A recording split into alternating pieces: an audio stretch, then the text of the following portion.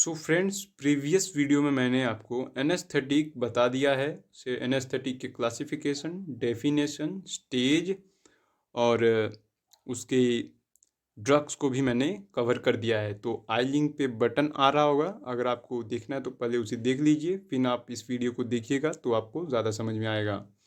क्योंकि ये सीरीज़ मैंने जो बनाया है, आपको एक तरफ से देखेंगे तो आपको अच्छे से समझ में आएगा। सो फ्रेंड्स, इस वीडियो में हम लोग सेडेटिव हिप्नोटिक के डेफिनेशन, स्टेज और उसके क्लासिफिकेशन को कवर करेंगे, और नेक्स्ट वीडियो में सेडेटिव हिप्नोटिक के ड्रग्स को कवर करेंगे। सो इस वीडियो में मैंने आपको एक वर्ड बताया अभी, सेडेटिव हिप्नोटिक। सो फ्रेंड्स, ये कोई एक वर्ड नहीं, ये दो अलग अलग वर्ड हैं, दोनों के अलग अलग काम हैं।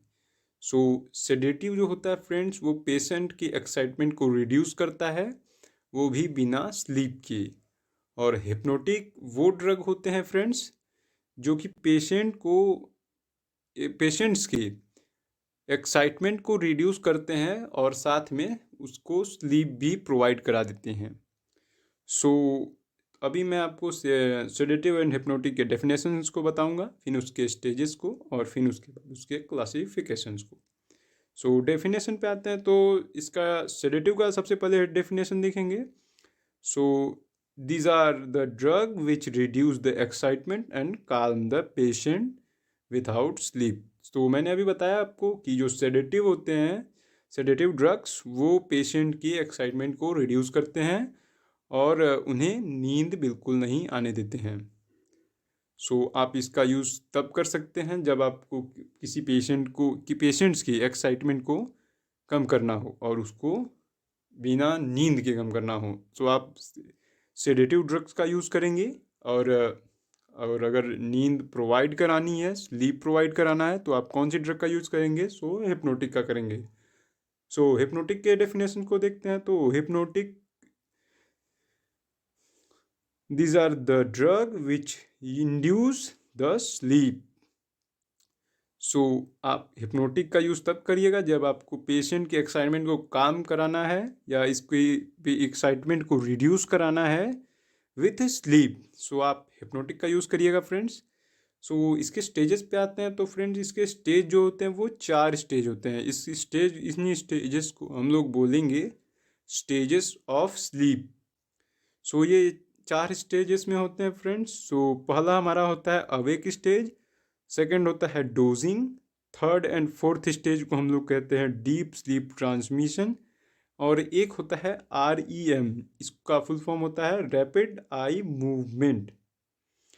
सो फर्स्ट स्टेज से आते हैं, तो फर्स्ट को अवेक बोलते हैं। तो in this stage the patients are light sleep and the heart rate is normal. So patient जो होते हैं हमारे स्टेज 1 में, वो उन्हें जब हम लोग ड्रग्स प्रोवाइड करा देते हैं तो वो लाइट स्लीप में चले जाते हैं और उनका जो हार्ट रेट होता है वो नॉर्मल होता है। अभी सेकंड स्टेज में आते हैं। तो सेकंड स्टेज में friends, in this stage the patients are heart rate slow and temperature drops. So हमारे जो पेशेंट्स होते हैं वो सेकेंड स्टेज में उनके जो हार्ट रेट होती है वो स्लो हो जाती है और उनका जो टेम्परेचर होता है वो गिरने लगता है फ्रेंड्स, यानी जो हमारा नॉर्मल होता है नॉर्मल से कम होने लगता है। अब थर्ड एंड फोर्थ स्टेज में आएंगे फ्रेंड्स। तो इस स्टेज को कहते हैं deep sleep transmission. So in this stage the patients are deep sleep and the muscles and tissue repaired. So friends, जो हमारा पेशेंट होता है इस स्टेज में वो जाते ही वो गहरी नींद में चला जाता है। सो और इसके बाद आप उसके टिश्यूज़ और मसल्स को रिपेयर कर सकते हैं according to time period. And एक होता है REM, जिसको मैंने बताया rapid eye movement. So in this stage the patients dreams start with nightmare and body is paralysed. So friends, जो रैपिड आई मूवमेंट यानी REM होता है, उस स्टेज में जाते ही पेशेंट को सपने आने लगते हैं। नाइटमेयर्स मतलब बुरे सपने आते हैं और उसकी बॉडी जो होती है पूरी तरह से पैरालाइज्ड हो जाती है। सो ये थे तो दोस्तों स्टेजेस। तो अब हम लोग आगे बढ़ते हैं क्लासिफिकेशंस की तरफ।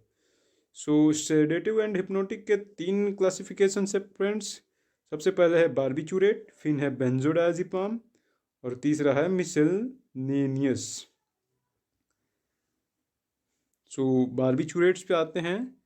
तो ये भी 3 पार्ट में बटा हुआ है। सबसे पहला है लॉन्ग एक्टिंग, फिर दूसरा है शॉर्ट एक्टिंग, फिर तीसरा है अल्ट्रा शॉर्ट एक्टिंग।